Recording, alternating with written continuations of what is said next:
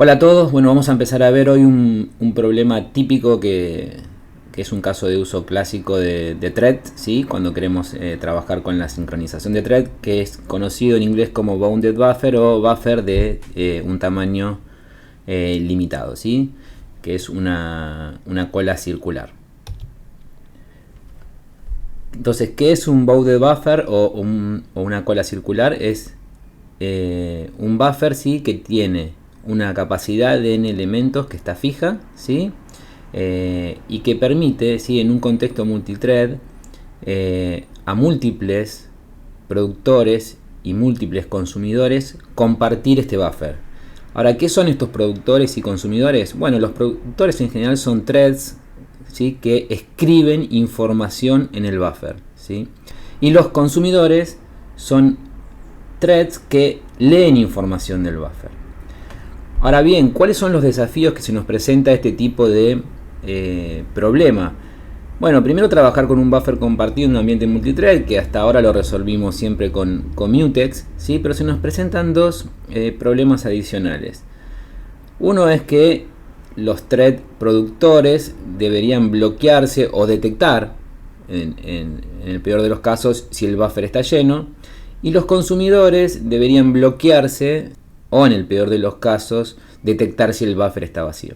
Estas condiciones, ¿sí? Estas dos condiciones de buffer lleno y buffer vacío son muy importantes porque no es lo mismo detectar y bloquearse, ya que detectar obviamente es algo requerido, mandatorio. Bloquearse es algo que nos ayudaría a no gastar ciclos de CPU, ¿sí?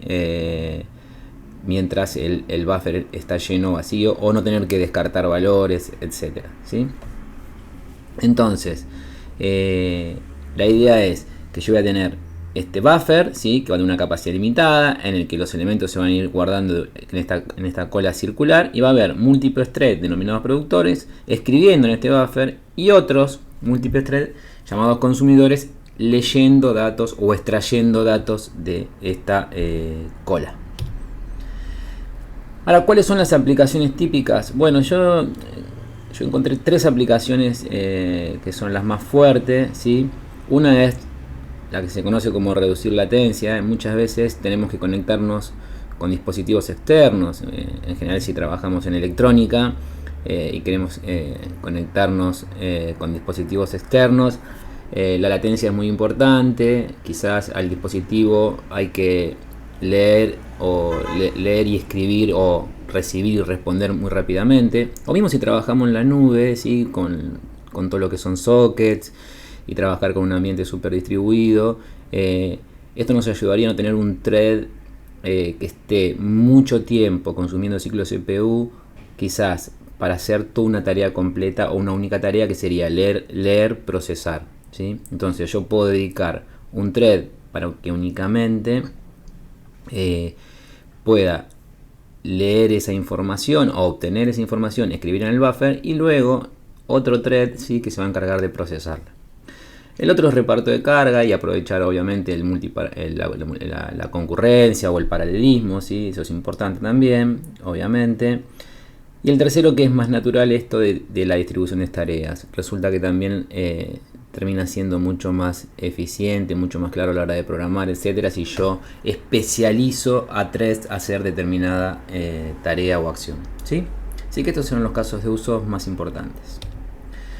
Bueno, repasamos cómo sería un buffer o una cola circular. Bueno, primero que va a tener una capacidad en elemento.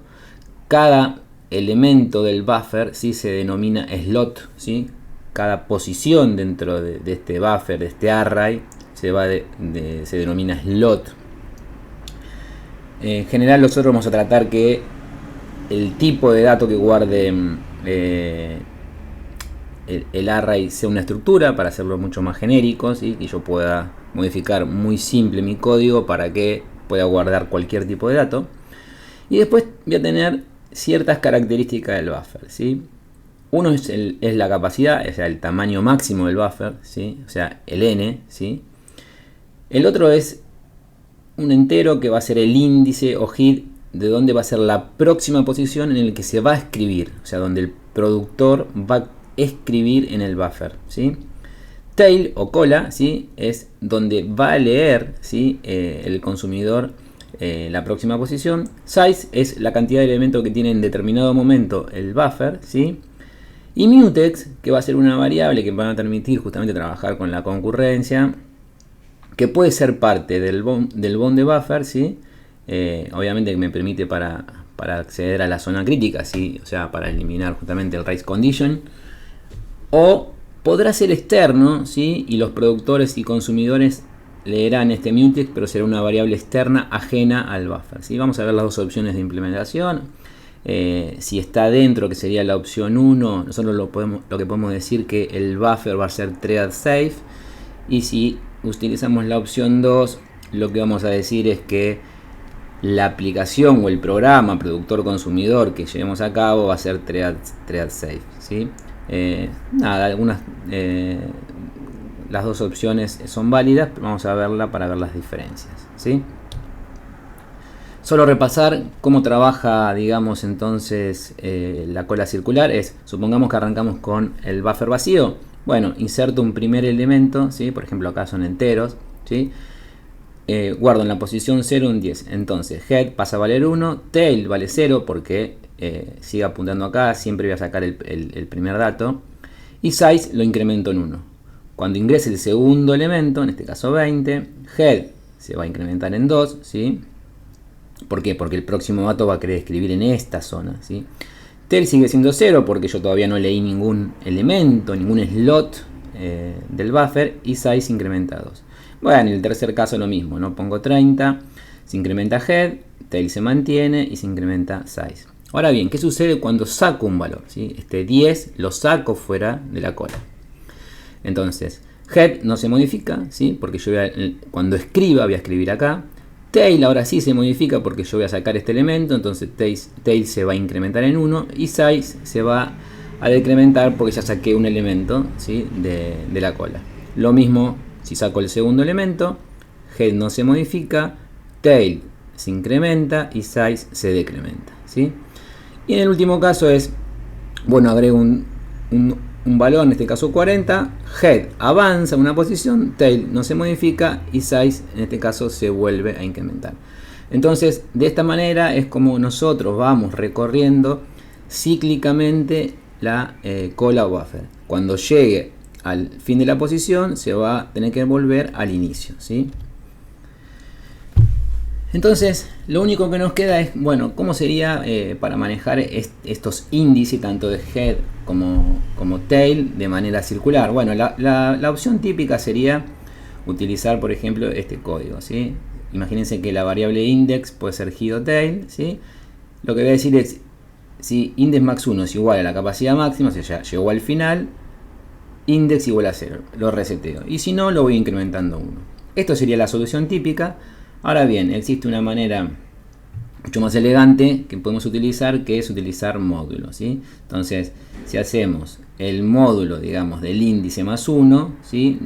Se va a ajustar automáticamente cada vez que lleguemos a la capacidad máxima de la cola o buffer. Acá tenemos la tablita, acá tenemos los diferentes escenarios, y fíjense que yo, por ejemplo, para el índice 0, el próximo valor va a ser 1. Para el valor 1, el próximo valor va a ser 2. Para el valor 2, el próximo valor va a ser 3.